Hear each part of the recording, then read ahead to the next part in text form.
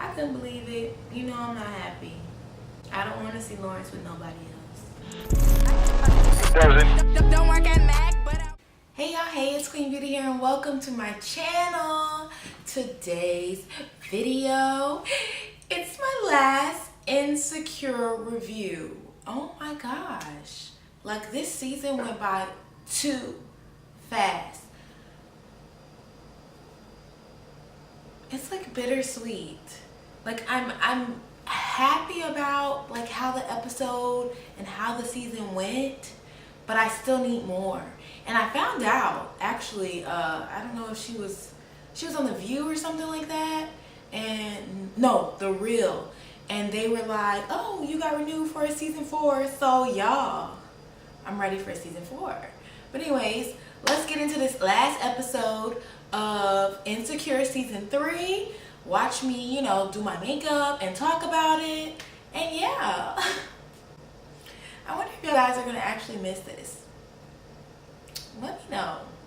Hit that like button if you're actually going to miss this. But anyways, before you get into this video, make sure you subscribe down below. It's free. Hit that like button, hit that share button, comment, talk to me, do all that, you know, all that.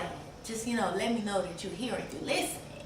But anyways, without further ado, let's get into this video. Okay, you guys.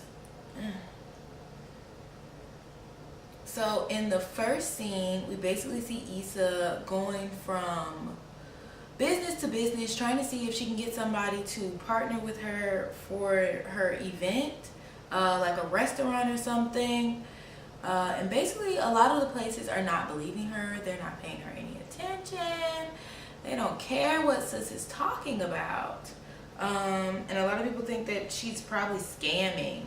So they're not finna fall for it, and they're not finna just, you know, give away free food and they not make no profit. She's feeling a little discouraged by that. The fact that nobody's basically saying, you know, yeah, I'll partner with you. Yeah, I'll help you. Yeah. You know, because obviously she doesn't have Nathan anymore. So, and that was kind of like her little, you know, support person that supported her in her endeavors with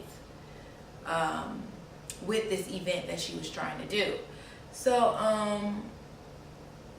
one thing that I also noticed in the episode was in that part, literally Issa's hair was popping. Every little mini scene of her talking to a business owner. I might have to try one of those hairstyles. Today my hair looks a little, you know, regular, but in the back, y'all, I hope y'all can see it. But yeah, I jazzed it up, just a little basic in the front, but then I added like the little gold things. But anyways, let me get back to that. So seeing Molly and Issa are at lunch, and basically they're just talking, and Issa's just saying how she's putting her project on hold because it's just not working out. And I don't know, I just feel like Issa gives up easily. You know, she can't act, I don't think she should act like that. I mean, people are going to say no. It's not always going to be yes, like, obviously. But she basically talks about how she's just going to try to get a job now and get back into, you know, getting interviews and getting a job, a real one. And then Molly talks about how she has, the dude Torian is being shady, and she talks about how the dude Torian is being shady, and it's all because of what happened, how she did the presentation at work. But I feel like I said before, she wasn't wrong for that. So I don't understand why, you know, why it's considered shady for her to have done that. But because he probably would have did it himself. So anyways,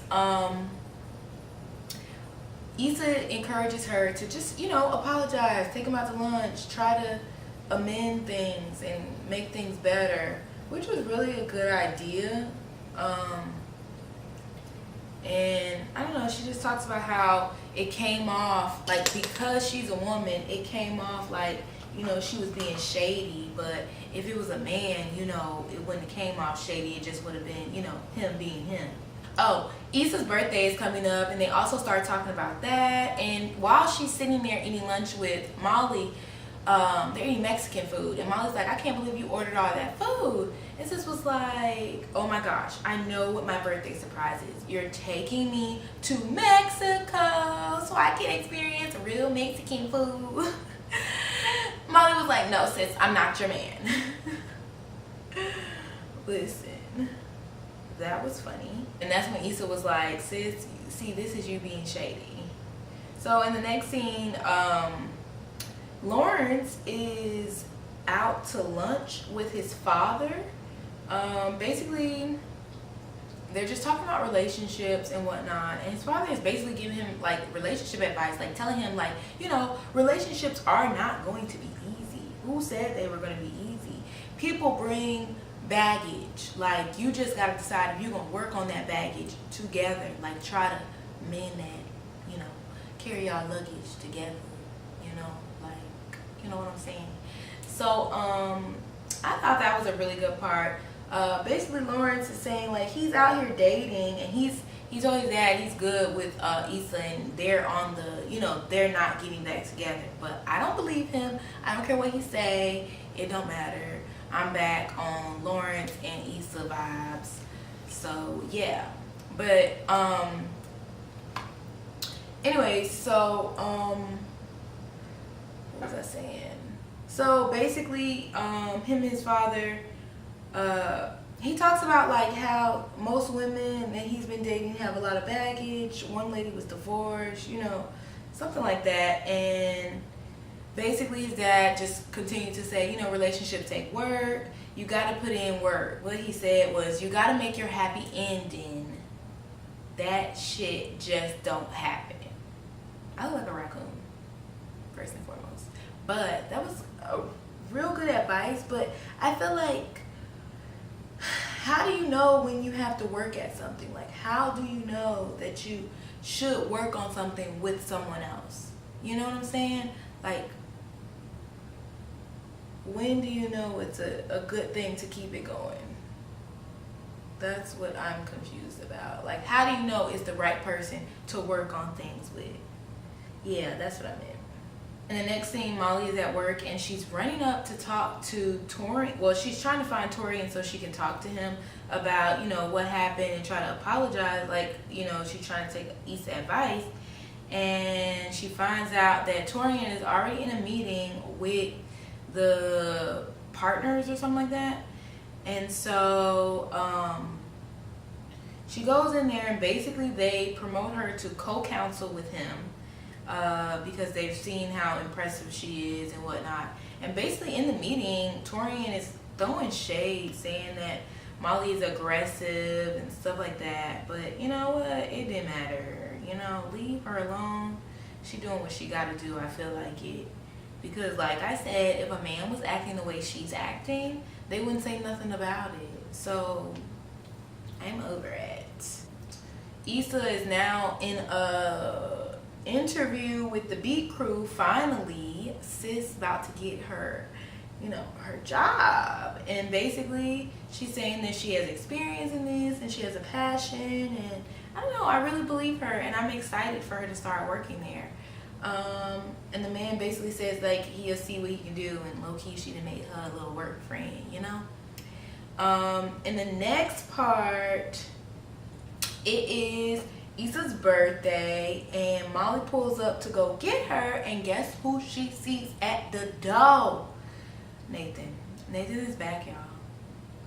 Nathan is back. And I'm just like, okay, I need to know what you're here for, and why you only got flowers when it's just Issa's birthday. You need to have gifts. You need to have flowers, balloons, a teddy bear, everything. You've been gone for a month. Molly goes off on him, like literally goes off on him, basically saying like, sir, you've been gone for a month. Like, don't F up her birthday. Because in the beginning, Issa said that she wanted a drama-free birthday.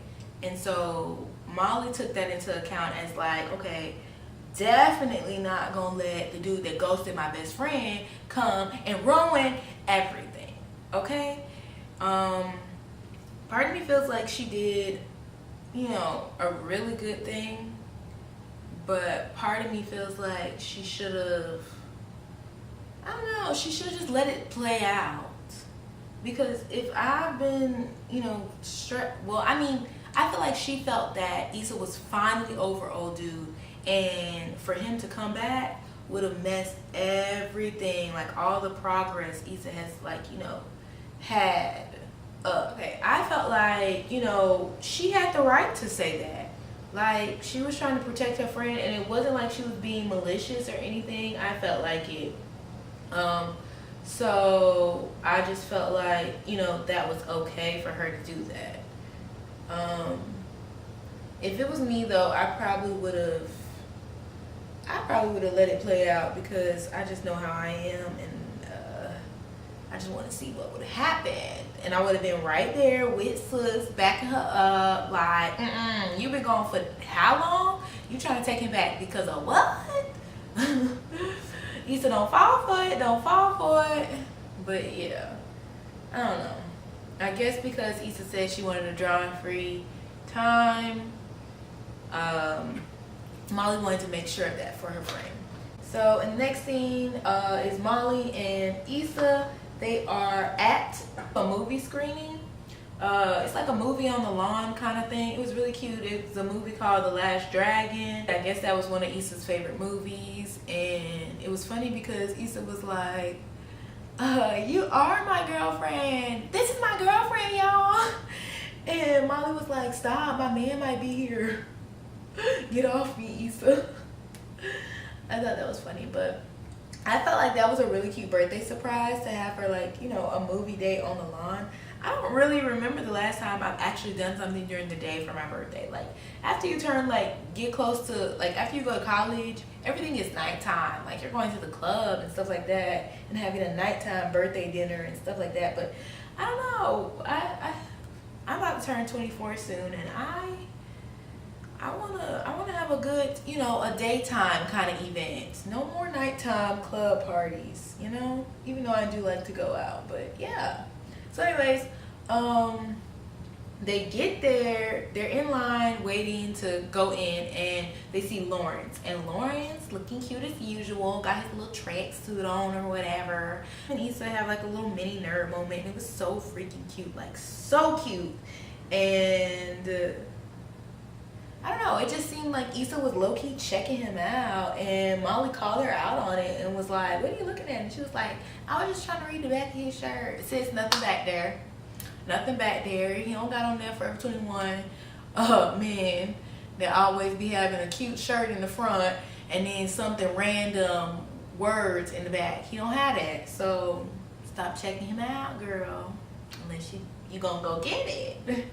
But anyway, so then they get inside. Kelly's saving in the seat. She's like, dang, like this space is real big. And Kelly was like, I'm not finna have another Coachella moment until after the movie is shown. Like, I'm not finna fight nobody until after I wanna actually see it. Funny because Kelly was like, bitch, happy birthday, bitch. Like, she said it so many times. Like, one time for the birthday, bitch. Like, I thought that was so funny. And that's literally what happens when it's your birthday. Well, I mean, with my friends, I know for sure. But yeah, so they're just sitting there and they're toasting to Issa's birthday and toasting to her having a good birthday. And I don't know, basically, Issa was like, are you still fighting pregnant bitches or something like that? And that's when Molly jumped in and was like, no, she was named Godmama. And they were talking about Tiffany. And she was like, yeah, but I'm gonna have to take the baby if something ever happens to Tiffany or something like that, she said. And then she went on to say, like, I think Molly was like, no, Derek will get the baby. And then she was like, oh, good, because if I had wanted kids, I would have kept the last one. And I was like, girl, I'm not playing with you. So they toast to being single, 30, and They toast to being single, 30, and thriving. Hopefully by the age 30, I kind of want to be married. But if I'm not, you know, I want to be thriving. I want to be thriving, I guess, you know. Living my best life, you know, traveling. Not stuck behind nobody's job, but desk or anything like that. And I think Issa or Molly was like, I thought you was going with black dude from Coachella. And she was like, oh no, he was trying to DJ Khaled me, tell me that he wasn't about to eat. She was like, she had to DJ Khaled him and be like, you know, you're not smart. You're not a genius. It's funny because like all three of them is not with none of the dudes from Coachella. Like, I can't believe it. Like, I was finna say something about the DJ Khaled thing, but I think it's crazy that he doesn't do that. Like, I think Nicki Minaj said it on her song, and she was like, no fat N-word or fat dude gonna tell me what he not eating. Like, no. You definitely can't tell me. You eat everything else. Everything else. And that's the one thing you're not gonna eat? Oh no. Oh no. And you talk so much? You talk way too much. Kelly was like, oh, well, I hope that don't rub off on Asian Bae. And that's when Molly was like, nah, he's dead. R.I.P. blah, blah, blah. And Kelly thought he actually died, but really it was just like a figure of speech, basically saying like, you know, he dead to me. And Kelly was like, don't play with me like that. So I thought that was funny. What else happened? That's when Kelly started seeing all the dudes that she ever messed with.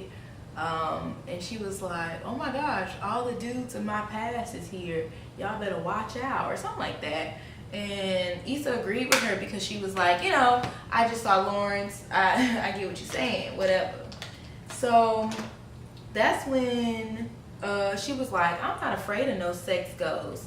I see you contrast you, or something like that she was saying. And literally got up and realized it wasn't even a dude. Went over there, tried to talk to him.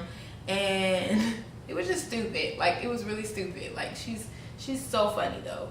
And then in the next scene, you finally see Lawrence meet up with his friends because he had said earlier that he was meeting up with Chad.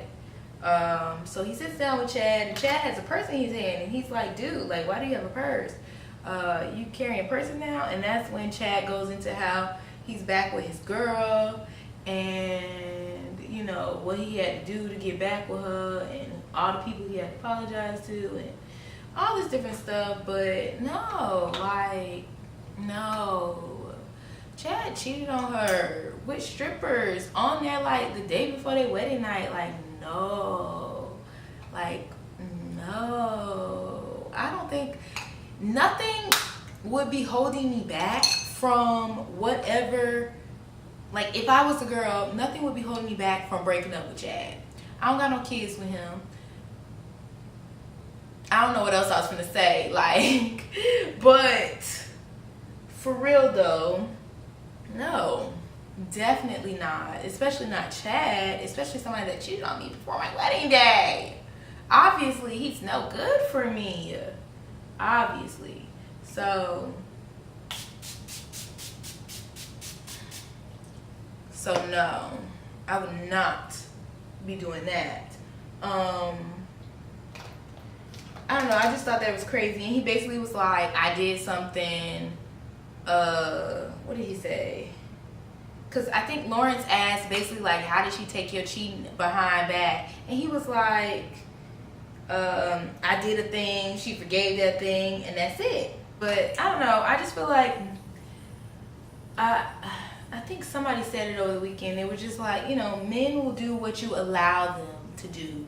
Like, acting up, they'll do what you allow. They'll do what you allow them.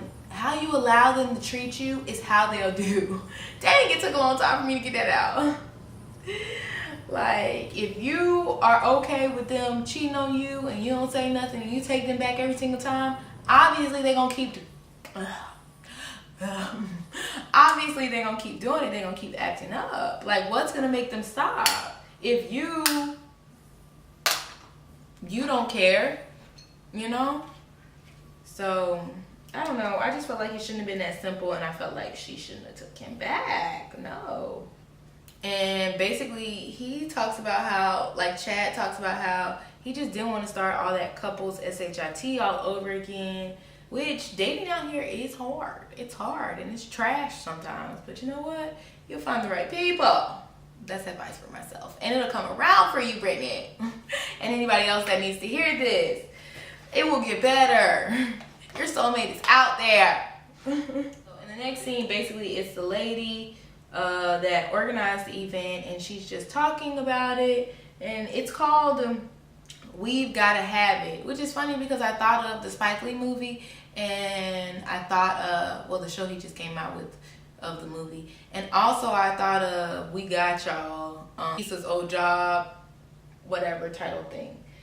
I thought that was cute. I really would love, like, I don't know, somebody needs to do that here in Tallahassee. Like, I know they'd be having it, but literally they don't be having, like, black movies. And that would be really great to have, like, a black movie night on the line. All my black people out there, you know, living our best lives. Just chilling, no fighting. Maybe a little talking to the screen, you know. But yeah. And it was actually Tiffany's friend that organized it, and they had met her at the baby shower. I guess she was part of the crazy crew or something like that. See, Molly is in the concession stand line, and she sees Jared. Y'all remember Jared from, I believe it was the first season, where he admitted to her that he had had a sexual experience with a man before, and she just wrote him off for gay. So basically, they see each other, they talk, they're cool, he looks good, and like literally she's great with this conversation. Like, she's hyped that she's seen him and whatnot, and then all of a sudden, a dude comes over and asks him to get him a drink, and now she tries to rush off because she thinks dude is gay. And it's like, first of all, sis, you jump into conclusions. Like, you really are, like, you don't know what's going on. You don't know who that dude is. And he don't have to explain nothing to you because you're nothing to him. Not nothing as in a person, but just nothing to him right then and there. Like I said, she was being rude to Jared, and she runs from him, runs into Lawrence, and he's like, oh, I thought you seen a ghost. And she was like, no, I'm just trying to get back to the girls. So she runs back to the girls, and she basically, you know, tells Issa, like, I knew it, guess who I saw? I saw Jared, and he was with a fine man, like, fine man. And, you know, she was like, my instincts was right, I knew what I was talking about, blah, blah, blah. When Kelly comes back over and she's like, oh, that was Quantrell, we back together. They just ignoring her. She's just, I don't know. She's on a different level. But anyway, so the movie starts and Lawrence comes over to Issa with her favorite candy. They're just talking, catching up. It was a weird part where they were talking and she said something like, I'm trying to make the right choices. And he literally like zoned out. Like he had like a realization that maybe he wasn't going to keep this going with Issa. Maybe he wasn't going to try again. Like, that's what I felt that he had a realization of. Like, maybe that's what it was. I don't know. I'm not really sure. I don't know. Like, comment down below what y'all think he actually had a realization of, because that part was just so weird to me, and I was so kind of confused. Like, I wanted to know, like, what was going on in his head, and he didn't tell us.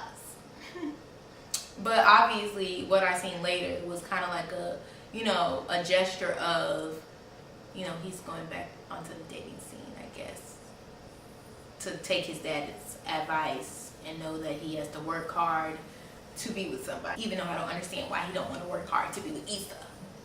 The movie's over, and I think Issa was like, you know, black people can have stuff like this. Like, this is something great that happened, which I totally believe. Like I said, I wish they did that stuff here at FAMU. I think they do many stuff over in our park. Jared comes over to where they are, and basically he introduces his girlfriend and his brother. And Molly looking stupid as usual. So in the next part, Issa ends up going to talk to the ponytail girl, which is Tiffany's friend from the Crazy Crew. And she's just like, oh, this was a great event. I had an idea like that, but I've been getting so many rejections. And they say it at the same time. And the girl is basically like, sis, like, I had to turn no's into yeses, or okay, like, okay, bye, leave me alone. Like, she just basically said, like, you have to be persistent. Everything just doesn't come easy. And that's, everything in life doesn't come easy. But anyways, so now Issa is feeling, you know, hyped up. Like, sis feels a different way. Like, she's more encouraged now that she's heard somebody else's story and how somebody else actually achieved something to help the black community. So Molly and Issa now drinking, having a little sleepover, and basically Issa tells her that the block party is back on, and Molly is doubting her and basically saying, like, Issa was like, you told me to trust my instincts, and Molly was like, no, I told you to trust my instincts.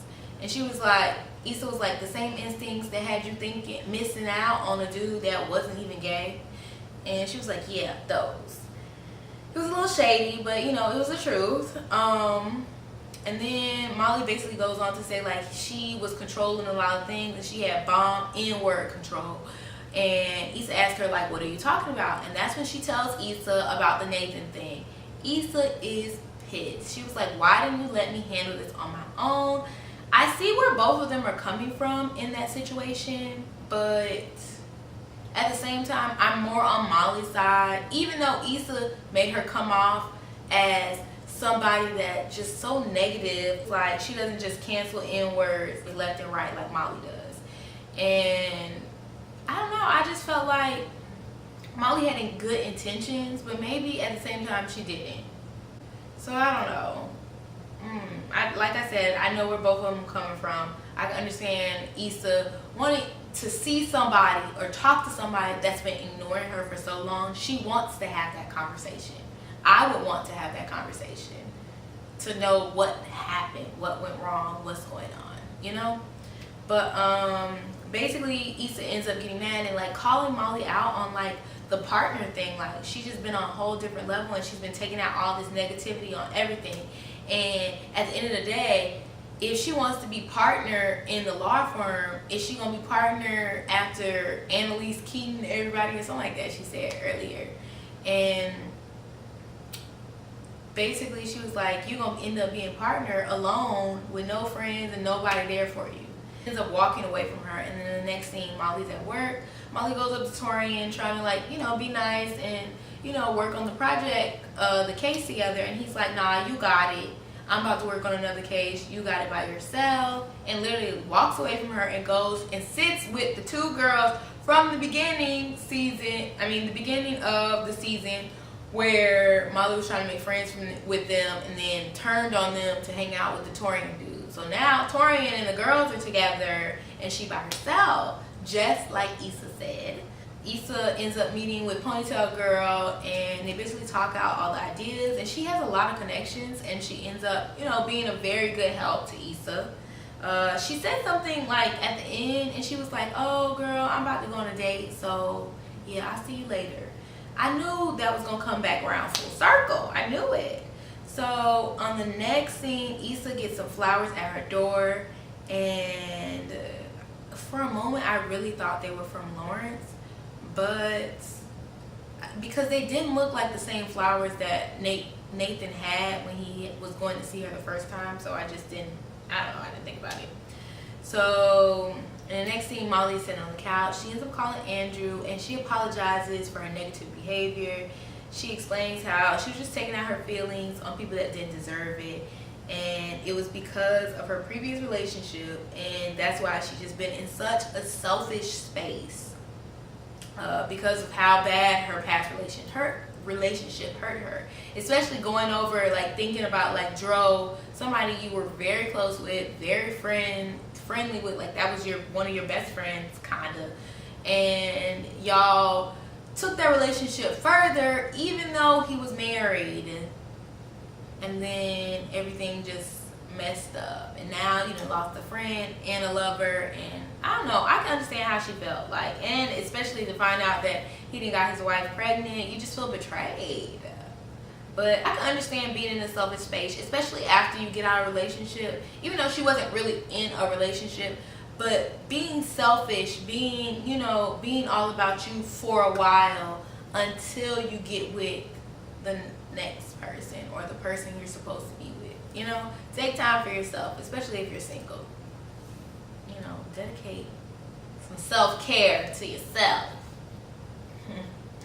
Anyway, so in the next scene, you see that Ponytail is on a date with Lawrence, and she's the one that was divorced. I couldn't believe it. You know, I'm not happy. I don't want to see Lawrence with nobody else. That's all I gotta say. So, in the next scene, Issa meets with Nathan. He explains that, you know, he was going through a lot, and I don't know, it sounded like depression to me. And he basically says, like, he went back to Houston and he just didn't want to involve her into it. And he was basically talking about how, like, he gets really down and really negative and he can't talk to people. But me personally, like, what I've learned is, like, when you feel that way, that's the best time to talk to people. That's the best time to reach out to friends, reach out to family, tell them how you feel. Maybe even go to a therapist, like, talk about it. A lot of African Americans, a lot of people, a lot of men in general just need to, like, focus on their mental health and, like, actually, like, try to, you know, take care of it. Issa ends up going on a rant basically saying, like, you know, I didn't ask to be in your life. I didn't ask for you to try to tell me you like me. You know, you pursued me. You told me you liked me. And basically she went on to say, like, I need to figure out, like, I need some space and I need to figure out what I want. And, like, I felt so good when she said that. Like, literally, part of me wanted her to, like, be like, okay, let's get back together, because I feel like that would have been me. And sorry, that's just how I am. At least I know it. Especially for somebody that I was literally, like, obsessing over. Like, if they came back, I would be like, oh, you brought me flowers? That's great. But yeah, I mean, like I said before, you know, whatever you allow, men will keep doing. I think I said, I don't know, basically just, you know, realize that you deserve more. And I felt like in that moment, Issa realized that she deserved more. She didn't need to go back to somebody that basically abandoned her, neglected their relationship, just tossed it aside like it was nothing. Basically, just because you were in a bad mood and you didn't want to involve her, you still regardless involved her, because you hurt her by being inconsiderate and not thinking about her feelings and how she was going to feel if somebody just disappeared out of, you know, the clear blue sky for a month. The only thing that I didn't kind of like was when she was like, so you were in a bad mood and that's why you just ghosted me basically, and that's why you didn't want to talk to me or something like that. And I felt like she kind of downplayed his feelings a little bit. But other than that, I felt like all her feelings were valid. I really felt where she was coming from. But I don't understand where you're supposed to go from, you know, on the other end of mental health. Let's say his problem was mental health. He was depressed, he was upset, he was having, you know, a mood swing or something like that. Like, does she really have to deal with it? Like, I don't know. I ended that part and he basically said, like, you know, I'm back for good. So yeah, she went back into her house, she looked around, saw it was not unpacked, saw it was in shambles, I guess, and she starts unpacking. She turns that music on and she literally gets her apartment together. And it's funny because at the beginning of the season, at the end of that last season, she literally was moving out of her place. She got a little bit of closure from her and Lauren's relationship. She was kind of homeless, you know. She was staying on someone's couch. She ends up going back to Daniel, and now she's in her own place. She's focusing on herself. She's focusing on her project. She's about to start a new job. You know, Issa is on it. And I don't know, that just makes me feel like really excited and really good for the next season. So I think that's about it with this talk through, this makeup, you know. I hope you guys enjoyed this mini series of these episodes and my videos on it. And you know, make sure you hit that subscribe button down below. It's free. Share, like, comment, talk to me. Let me know if y'all want me to do any more shows. I watch a lot of shows, and actually Grey's Anatomy just came back, but I don't think I would actually do like a full talk through, because them episodes would be long and I'd be crying. But just let me know down in the comments below. And that is all for this video, and Queen Beauty out.